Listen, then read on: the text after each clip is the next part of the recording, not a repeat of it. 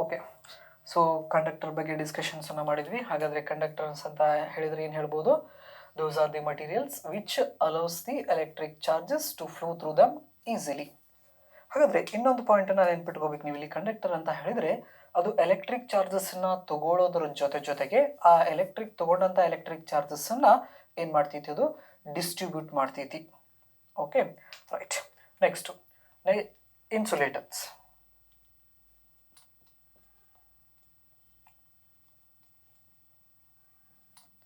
Insulators ಅಂತ ಹೇಳ್ತೀವಿ.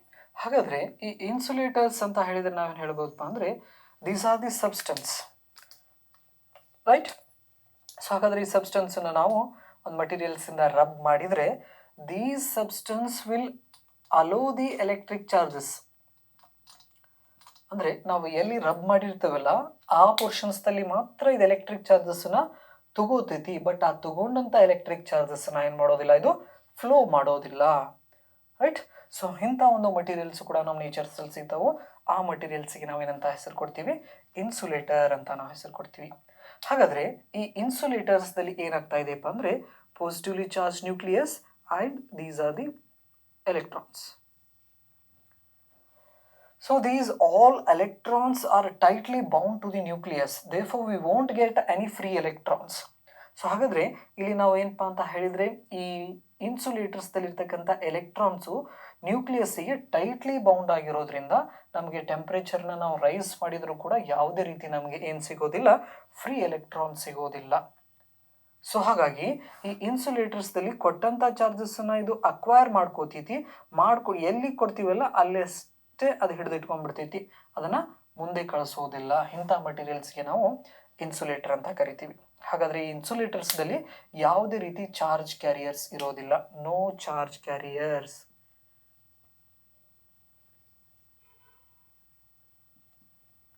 No charge carriers ಇಲ್ಲಿ ಇನ್ಸುಲೇಟರ್ಸಲ್ಲಿ. ಹಾಗಾಗಿ ಇನ್ಸುಲೇಟರ್ಸನ್ನು ನಾವು ಹೆಂಗೆ ಡಿಫೈನ್ ಮಾಡ್ಕೋಬೋದಪ್ಪ ಅಂದರೆ these are the materials which do not allow the electric charges to flow through them easily. ಅಂದರೆ ಆ ಎಲೆಕ್ಟ್ರಿಕ್ ಚಾರ್ಜಸ್ಸನ್ನು ಈಸಿಲಿ ಫ್ಲೋ ಆಗೋಕ್ಕೆ ಏನು ಮಾಡೋದಿಲ್ಲ, ಬಿಡೋದಿಲ್ಲ. ಅಂಥವನ್ನ ನಾವೇನಂತ ಕರಿತೀವಿ? ಇನ್ಸುಲೇಟರ್ಸ್ ಅಂತ ನಾವು ಕರಿತೀವಿ. ನೆಕ್ಸ್ಟ್ ಮೂರನೇದು ಏನಪ್ಪ ಅಂತ ಹೇಳಿದರೆ that is semiconductors.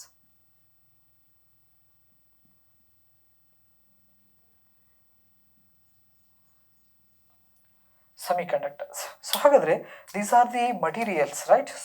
These materials are having special characteristics. So ಹಾಗಾದರೆ ಈ ಮಟೀರಿಯಲ್ಸ್ದಲ್ಲಿ ಏನಾಗ್ತಾ ಇದೆಯಪ್ಪ ಅಂತ ಹೇಳಿದರೆ ಇದು ಪಾಸಿಟಿವ್ಲಿ ಚಾರ್ಜ್ ನ್ಯೂಕ್ಲಿಯಸ್, ನೆಕ್ಸ್ಟು ಈ ಔಟರ್ ಮೋಸ್ಟ್ ಆರ್ಬಿಟ್ದಲ್ಲಿರ್ತಕ್ಕಂಥ ಎಲೆಕ್ಟ್ರಾನ್ಸು. ಹಾಗಾದರೆ ಟೆಂಪ್ರೇಚರ್ನ ನಾವು ಇನ್ಕ್ರೀಸ್ ಮಾಡಿದೀವಪ್ಪ ಅಂತ ಹೇಳಿದರೆ ಇಲ್ಲಿ ರಿಲೇಷನ್ಸನ್ನ ಕೊಟ್ಟಿನ ನಿಮಗೆ.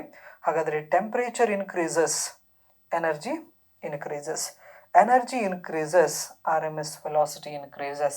ಸೊ ಹಾಗಾದರೆ ಈ ಎಲೆಕ್ಟ್ರಾನದು ವೆಲಾಸಿಟಿ ಏನಾಗ್ತಿತ್ತಪ್ಪ ಅಂದರೆ ಇನ್ಕ್ರೀಸ್ ಆಗ್ತೈತಿ. ಇನ್ಕ್ರೀಸ್ ಆಗೋದ್ರಿಂದ ಈ ಎಲೆಕ್ಟ್ರಾನು ಈ ವೆಲೆನ್ಸ್ದಿಂದ ಏನಾಗ್ತೈತಪ್ಪ ಅಂದರೆ ಹೊರಗಡೆ ಬಂದುಬಿಡ್ತೈತಿ. ಸೊ ಎಲೆಕ್ಟ್ರಾನ್ಸು ಈ ವೆಲೆನ್ಸ್ದಿಂದ ಹೊರಗಡೆ ಬಂತಂದರೆ ಇದರ ಹೆಸರು ಏನಾಗ್ತೈತಿ? ಈಗ ಫ್ರೀ ಎಲೆಕ್ಟ್ರಾನ್ ಅಂತ ನಾವು ಕರಿತೀವಿ. ಅಂದರೆ this electron is free from its valence work. So ಹಾಗಾದರೆ ಇಲ್ಲಿ ನೋಡ್ರಿ, ಇಲ್ಲಿ ಏನಾಗ್ತಾ ಇದೆಯಪ್ಪ ಅಂದರೆ this is the vacant seat of an electron.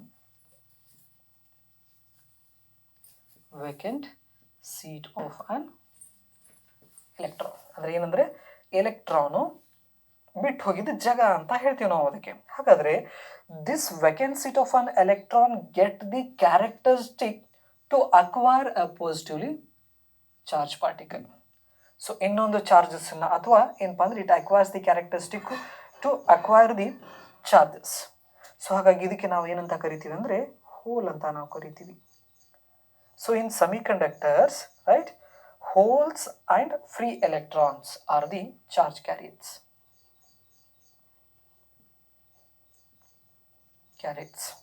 ಇದರಲ್ಲಿ ಸೆಮಿಕಂಡಕ್ಟರ್ದಲ್ಲಿ ಹೋಲ್ ಮತ್ತು ಫ್ರೀ ಎಲೆಕ್ಟ್ರಾನ್ ಏನಾಗಿರ್ತಾವೋ ಚಾರ್ಜನ್ನು ಕ್ಯಾರಿ ಮಾಡೋರು ಆಗಿರ್ತಾರೆ.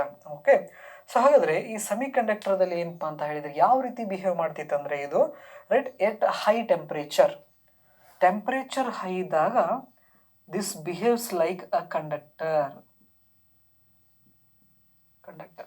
ಏನಿದ್ದಾಗ ಟೆಂಪ್ರೇಚರ್ ಹೈ ಇದ್ದಾಗ. ಅದೇ ಟೆಂಪ್ರೇಚರ್ ಲೋ ಇದ್ದಾಗ, ಟೆಂಪ್ರೇಚರ್ ಹೈ ಇದ್ದಾಗ ಟೆಂಪರೇಚರ್ ಲೋ ಇದ್ದಾಗ it behaves like an insulator. So ಹಾಗಾಗಿ ಇದು ಕಂಡಕ್ಟರು ಮತ್ತು ಇನ್ಸುಲೇಟರ್ ಮಧ್ಯೆ ವರ್ಕ್ ಮಾಡೋದ್ರಿಂದ ಇದಕ್ಕೆ ನಾವು ಏನಂತ ಹೆಸರು ಕೊಟ್ವಿ, ಸೆಮಿ ಕಂಡಕ್ಟರ್ ಅಂತ ನಾವು ಹೇಳ್ತೀವಿ. Okay, so these are the classifications of matters on the basis of what, electric charges ಅಂತ ಹೇಳಿ ಕರಿತೀವಿ ನಾವು. ಓಕೆ, ಹಾಗಾದರೆ ನಾವು ಈ ಚಾರ್ಜಸ್ ಬಗ್ಗೆ ಡಿಸ್ಕಷನ್ ಮಾಡಬೇಕಾದ್ರೆ ನಾವು ಇಲ್ಲಿ ಏನಪ್ಪ ಅಂತ ಹೇಳಿದರೆ, ಚಾರ್ಜ್ ಅನ್ನೋ ಕಾನ್ಸೆಪ್ಟ್ ಇದೆ ದಿಂದ ನಾವು ಇಷ್ಟೆಲ್ಲ ಅಬ್ಸರ್ವೇಷನ್ಸ್ನ ಮಾಡ್ಕೊತಾ ಬಂದ್ವಿ. ಹಾಗಾದರೆ ಚಾರ್ಜದ್ದು ಡೆಫಿನಿಷನ್ಸ್ನ ಏನು ಹೇಳ್ಬೋದು, it is a property due to which material due to which it can attract the small pieces of straw ಇರ್ಬೋದು, ಅಥವಾ ಪಿತ್ ಬಾಲ್ಸ್, ಅಥವಾ ನಾವೇನಪ್ಪ ಅಂದರೆ ಪೇಪರ್ಸ್ ಕೂಡ ಅಂತ ಹೇಳಿ ಕರಿಬಹುದು. ಓಕೆ, ಸೊ ಇನ್ನೊಂದು ರೀತಿ ನಾವು ಏನು ಹೇಳ್ಬೋದು, it is the characteristic, this characteristic always develop on a fundamental particles.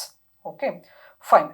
Next, ಹಾಗಾದರೆ ಈ ಚಾರ್ಜಸ್ ಬಗ್ಗೆ ಏನು ಸೈಂಟಿಸ್ಟ್ಗಳು ಏನು ಮಾಡಿದ್ರು, ವಿಲಿಯಂ ಗಿಲ್ಬರ್ಟ್ ಇರ್ಬೋದು ಅಥವಾ ಥಾಲಸ್ ಆಫ್ ಮಿಲೆಟಸ್ ಅಂತ ನಾವು ಏನು ಡಿಸ್ಕಷನ್ಸ್ ಮಾಡಿದ್ವಲ್ಲ ಹಿಸ್ಟ್ರಿ ಹೇಳಬೇಕಾದ್ರೆ, ಈ ವಿಲಿಯಂ ಗಿಲ್ಬರ್ಟ್ ಅನ್ನೋರು ಕೆಲವೊಂದಿಷ್ಟು ಎಕ್ಸ್ಪೆರಿಮೆಂಟ್ಸನ್ನು ಮಾಡಿದರು, ರೈಟ್. ಸೊ ಹಾಗಾದರೆ ಆ ಎಕ್ಸ್ಪೆರಿಮೆಂಟ್ಸ್ ಏನು ಅನ್ನೋದನ್ನು ಸೊ ಒಂದೊಂದಾಗಿ ನೋಡ್ಕೊತ ಬರೋಣ. ಮೊದಲಿಗೆ so they took a glass rod, ಅವ್ರು ಏನು ತಗೊಂಡ್ರು, ಗ್ಲಾಸ್ ರಾಡು ಮತ್ತು silk cloth, silk, this is one pair. ಮೊದಲನೇ ಪೇರು ಏನೇನು ತಗೊಂಡ್ರು, ಗ್ಲಾಸ್ ರಾಡನ್ನು ಮತ್ತು ಸಿಲ್ಕ್ ಕ್ಲಾತನ್ನು ತಗೊಂಡ್ರು. ಓಕೆ, ನೆಕ್ಸ್ಟ್ ಎರಡನೇ ಪೇರನ್ನ ಏನಪ್ಪ ಅಂದರೆ ಎಬೋನೇಟ್ ರಾಡ್ ಆ್ಯಂಡ್ ಕ್ಯಾಟ್ ಫರ್ ಅಂತ ಹೇಳಿ ಕರಿತೀವಿ. ಸೊ ಎಬೋನೇಟ್ ರಾಡಿಗೆ ಇನ್ನೊಂದು ಹೆಸರೇ ನಾವು ಪ್ಲಾಸ್ಟಿಕ್ ರಾಡ್ ಕೂಡ ಅಂತ ಹೇಳಿ ಕರೀಬಹುದು. ಪ್ಲಾಸ್ಟಿಕ್, ಇದಕ್ಕೆ ಎಬೋನೇಟ್ ಅಂತಲೂ ಕೂಡ ಕರಿತೀವಿ, ಎಬೋನೇಟ್ ರಾಡ್. ಮತ್ತು ಇನ್ನೊಂದು ಕ್ಯಾಟ್ಸ್ ಫರ್, ಇದು ಎರಡನೆಯ ಪೇರು. ಸೊ ಮೊದಲನೇದು ಗ್ಲಾಸ್ ಮತ್ತು ಸಿಲ್ಕು, ಎರಡನೇದು ಪ್ಲಾಸ್ಟಿಕ್ ಮತ್ತು ಫರ್. ಇವೆರಡು ಏನಪ್ಪ ಅಂದರೆ ಈ ಥರ ಮಟೀರಿಯಲ್ಸನ್ನು ತಗೊಂಡು ಈ ಚಾರ್ಜಸ್ ಬಗ್ಗೆ ಕೆಲವೊಂದಿಷ್ಟು ಎಕ್ಸ್ಪೆರಿಮೆಂಟ್ಸನ್ನು ಮಾಡಿದರು. ಹಾಗಾದರೆ ಆಬ್ಜೆಕ್ಟ್ಸನ್ನು ಚಾರ್ಜ್ ಆಗಿ ನಾವು ಮಾಡಬೇಕಪ್ಪ ಅಂತ ಹೇಳಿದರೆ, ರೈಟ್, ನಮ್ಗೆ ಗೊತ್ತಿದೆ ಒಂದು ಆಬ್ಜೆಕ್ಟನ್ನ ನಾವು ಇನ್ನೊಂದು ಆಬ್ಜೆಕ್ಟ್, ಸುಟೇಬಲ್ ಆಬ್ಜೆಕ್ಟ್ಸ್ ಜೊತೆ ರಬ್ ಮಾಡಿದಾಗ ಆಬ್ಜೆಕ್ಟ್ಸ್ ಏನಾಗ್ತಾವು, ಚಾರ್ಜ್ ಆಗ್ತಾವು ಅನ್ನೋದು ನಮಗೆ ಗೊತ್ತಿರೋ ಮಾಹಿತಿ. ಓಕೆ, ಸೊ ಹಾಗಾದರೆ ಇಲ್ಲೇನು ಮಾಡ್ತಾ ಇದ್ದಾರಪ್ಪ ಅಂತ ಹೇಳಿದರೆ, ಈ ಗ್ಲಾಸ್ ರಾಡು ಮತ್ತು ಸಿಲ್ಕು ಏನಿದಾವಲ್ಲ ಇವನ್ನ ತಗೊಂಡು ಫಸ್ಟು ಚೆಕ್ ಮಾಡ್ಕೋತಾರೆ. ಹೆಂಗಂದರೆ ಇಲ್ಲಿ ಸ್ಮಾಲ್ ಪೀಸಸ್ ಆಫ್ ಪೇಪರ್ಸ್ ಇದು, ಬೇಕಂದರೆ ಇದನ್ನು ನೀವು ಕೂಡ ಏನು ಮಾಡ್ಬೋದು, ಚೆಕ್ ಮಾಡ್ಕೋಬಹುದು. Okay, these are the pieces of papers ಇರ್ಬೋದು, ಪಿತ್ ಬಾಲ್ಸ್ ಅಂದರೆ ಥರ್ಮೋಕೋಲ್ ಬಾಲ್ಸ್ ಇರ್ತಾವಲ್ಲ, ಆ ಥರ್ಮೋಕೋಲ್ ಬಾಲ್ಸನ್ನು ಕೂಡ ನಾವು ಹಾಕ್ಬೋದು. ಇದನ್ನು ಎಕ್ಸ್ಪೆರಿಮೆಂಟಲ್ಲಿ ನಾನು ರೆಗ್ಯುಲರ್ ಕ್ಲಾಸಸ್ದಲ್ಲಿ ನಿಮಗೆ ಎಕ್ಸ್ಪೆರಿಮೆಂಟ್ ಮಾಡಿ ಕೂಡ ತೋರಿಸ್ತೀನಿ. ಸರಿ, ಸೊ ಹಾಗಾದರೆ ಈ ಸ್ಮಾಲ್ ಪೀಸಸ್ ಆಫ್ ಪೇಪರ್ಸ್ ಏನಿದಾವಲ್ಲ, ಮುಂಚೆ ಈ ಗ್ಲಾಸ್ ರಾಡನ್ನು ಇದರ ಸಮೀಪ ತೊಗೊಂಬರ್ತಾರೆ ಅವರು. So when we brought a glass rod close to the pieces of papers, they observe, is there any right action or reactions between these two? It means, is there any something happens right between these two materials? They observe nothing. ಅವಾಗ glass rod ಇದ್ರ ಸಮೀಪ ತೊಗೊಂಬಂದಾಗ ಈ paper pieces, right, paper pieces ಸಮೀಪ ತೊಗೊಂಬಂದಾಗ ಯಾವುದೇ ರೀತಿ ಏನು ಕ್ರಿಯೆನ, actions R ರಿಯಾಕ್ಷನ್ಸನ್ನು observe ಮಾಡಲಿಲ್ಲ. ಹಾಗೆ ಇಲ್ಲಿ ಪ್ಲಾಸ್ಟಿಕ್ ರಾಡನ್ನು ತೊಗೊಂಬಂದರು, ಯಾವುದೇ ರೀತಿ ರಿಯಾಕ್ಷನ್ ಇಲ್ಲ. ನೆಕ್ಸ್ಟು ಸಿಲ್ಕ್ ಕ್ಲಾತನ್ನು ತೊಗೊಂಬಂದರು, ಆಮೇಲೆ ಫರ್ ತೊಗೊಂಬಂದರು. ಯಾವಾಗ ಇದು, this is before rubbing, before rubbing. So ಅವ್ನು ತೊಗೊಂಬಂದು ಚೆಕ್ ಮಾಡ್ಕೊತ ಹೋದ್ರು. ಒಂದು ಮೆಟೀರಿಯಲ್ ತೊಗೊಂಬಂದ್ರು, ಏನೂ ಆಗಲಿಲ್ಲ, ಆ್ಯಡ್ ತೊಗೊಂಬಂದ್ರು, ರೈಟ್. ಸೊ ಈ ರೀತಿ ಚೆಕ್ ಮಾಡ್ಕೊತ ಹೋದಾಗ ಯಾವುದೇ ರೀತಿ ಆ್ಯಕ್ಷನ್ ಅಥವಾ ರಿಯಾಕ್ಷನ್ಸನ್ನು ಅಬ್ಸರ್ವ್ ಮಾಡಲಿಲ್ಲ. ಈಗ ಏನು ಮಾಡಿದ್ರಪ್ಪ ಅಂದರೆ, ಈ ಗ್ಲಾಸ್ ರಾಡ್ ಏನಿದೆಯಲ್ಲ, ಈ ಗ್ಲಾಸ್ ರಾಡನ್ನು ಎದ್ರ ಜೊತೆ ರಬ್ ಮಾಡಿದ್ರು ಅವರು. This is a glass rod, this glass rod is rubbed with a silk cloth. ಇದು ಸಿಲ್ಕ್ ಕ್ಲಾತ್. ಗ್ಲಾಸ್ ರಾಡನ್ನು ಸಿಲ್ಕ್ ಕ್ಲಾತ್ ಜೊತೆ ರಬ್ ಮಾಡಿದಾಗ these two bodies get charged. So after rubbing,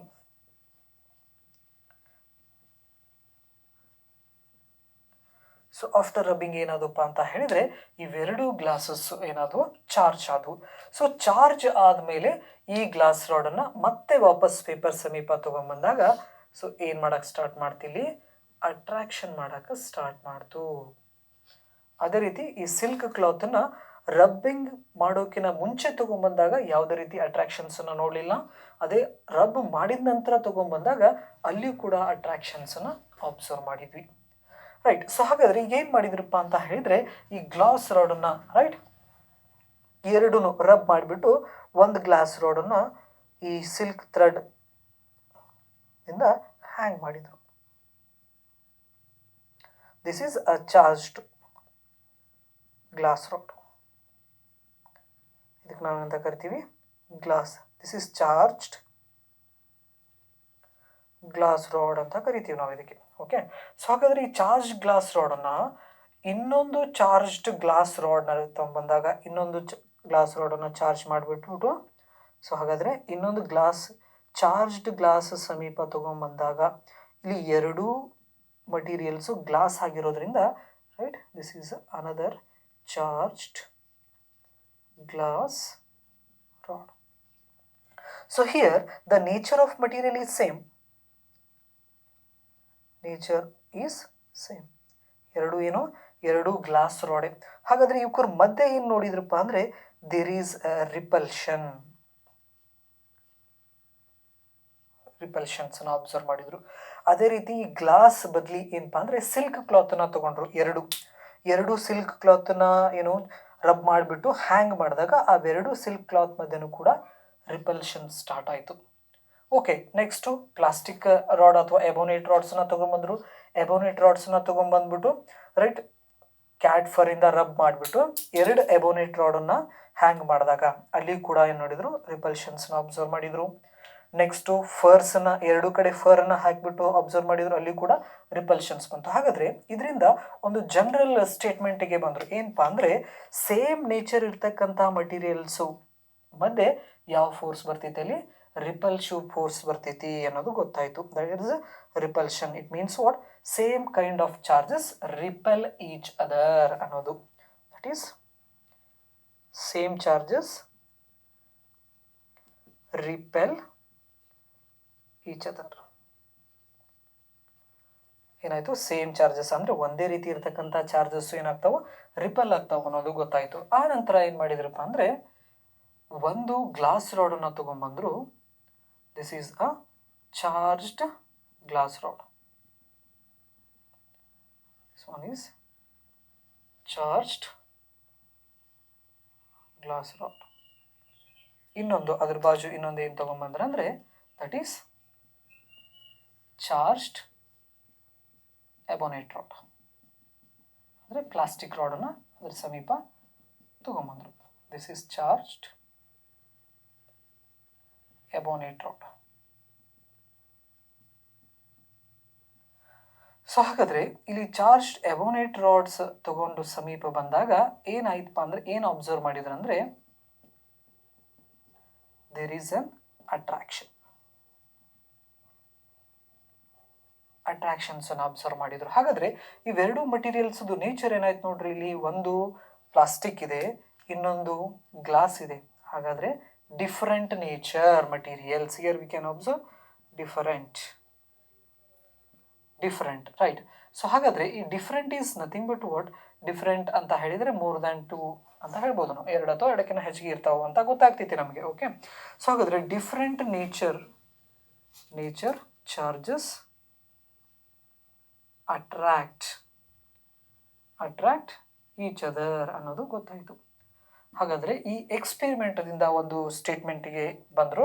ಆ ಸ್ಟೇಟ್ಮೆಂಟ್ ಏನಪ್ಪ ಅಂದರೆ like charges are same charges. Like charges repel each other,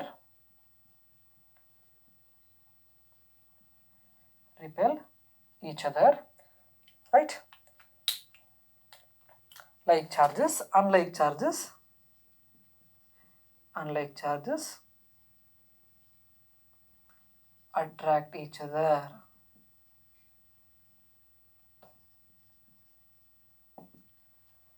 so ಹಾಗಾದರೆ ಒಂದು ಸ್ಟೇಟ್ಮೆಂಟನ್ನು ಏನಪ್ಪ ಅಂದರೆ ನಾವು ನೆನ್ಪಿಡಬೇಕಾಗಿದ್ದೇನು, like charges repel each other and unlike charges attract each other. So ಹಾಗಾದರೆ ಇಲ್ಲಿ ಅನ್ಲೈಕ್ ಅನ್ನೋ ವರ್ಡ್ ನಮ್ಮ ತಲೆ ಒಳಗಡೆ ಏನಪ್ಪ ಅಂದರೆ ಅಲ್ಲಿ ಒಂದಕ್ಕಿಂತ ಜಾಸ್ತಿ ಇರಬಹುದು. ಸೊ ಹಾಗಾದರೆ ನೇಚರ್ಸ್ದಲ್ಲಿ there are 2 kinds of charges, 2 kinds of charges. So ಇದಾವಂತ ಹೇಳಿದವ್ರು ಯಾರಪ್ಪ ಅಂದರೆ ಸೈಂಟಿಸ್ಟ್, ದಟ್ ಈಸ್ ಡ್ಯೂಫೆ ಅಂತ ನಾವು ಕರಿತೀವಿ. ಸೈಂಟಿಸ್ಟ್ ಡ್ಯೂಫೆ ಏನು ಮಾಡ್ತಾರೆ ಅಂದರೆ ನೇಚರ್ಸ್ದಲ್ಲಿ 2 ರೀತಿ ಚಾರ್ಜಸ್ ಇದಾವು ಅನ್ನೋದನ್ನು ನಮಗೆ ಹೇಳಿಕೊಡ್ತಾರೆ. ಹಾಗಾದರೆ ಆ 2 ರೀತಿ ಚಾರ್ಜಸ್ ಯಾವ್ದ್ಯಾವುದು ಮತ್ತು ಅದಕ್ಕೆ ಹೆಸರನ್ನು ಏನೇನು ಅಂತ ಹೇಳ್ತಾರೆ ಅನ್ನೋದನ್ನು ನಾವೇನು ಮಾಡೋಣ, ರೈಟ್, ನೆಕ್ಸ್ಟ್ ಕ್ಲಾಸ್ದಲ್ಲಿ ಡಿಸ್ಕಷನ್ಸನ್ನು ಮಾಡ್ತೀನಿ. ಹಾಗಾದರೆ ಇಲ್ಲಿ ನಾವು ಏನು ತಿಳ್ಕೊಂಡಿವಪ್ಪ ಅಂತ ಹೇಳಿದರೆ, ಈ ಗ್ಲಾಸ್ ರಾಡು ಮತ್ತು ಸಿಲ್ಕು, ನೆಕ್ಸ್ಟು ಎಬೋನೇಟ್ ರಾಡು ಮತ್ತು ಫರ್ ತೊಗೊಂಡು ಎಕ್ಸ್ಪೆರಿಮೆಂಟ್ ಮಾಡಿದಾಗ ನಾವು ಫೈನಲ್ ರಿಸಲ್ಟ್ಸ್ ಏನು ಬಂತು, ಸೇಮ್ ನೇಚರ್ ಇರ್ತಕ್ಕಂಥ ಚಾರ್ಜಸ್ ಮಧ್ಯೆ ರಿಪಲ್ಸಿವ್ ಫೋರ್ಸ್ ಇರ್ತೈತಿ. ನೆಕ್ಸ್ಟು ಅನ್ಲೈಕ್ ನೇಚರ್ಸ್ ಅಂದರೆ ಡಿಫ್ರೆಂಟ್ ನೇಚರ್ ಇರ್ತಕ್ಕಂಥ ಚಾರ್ಜಸ್ ಮಧ್ಯೆ ಅಟ್ರಾಕ್ಷನ್ ಫೋರ್ಸ್ ಇರ್ತೈತಿ ಅನ್ನೋದು ನಮಗೆ ತಿಳಿದು ಬಂತು.